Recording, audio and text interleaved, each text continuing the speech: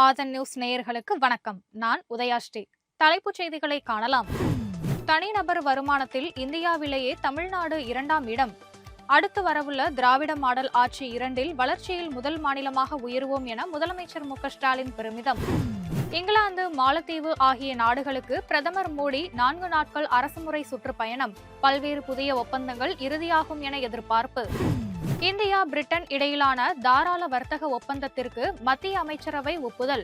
லண்டனில் நாளை கையெழுத்தாகிறது ஒப்பந்தம். தேசிய கல்விக் கொள்கையை எதிர்ப்போம், ஏற்க மாட்டோம். அமைச்சர் அன்பில் மகேஷ் திட்டவட்டம்.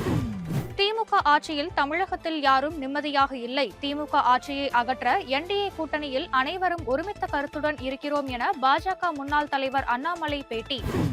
ஆதார், வாக்காளர் மற்றும் குடும்ப அட்டைகள் நம்பகமான ஆவணங்கள் அல்ல.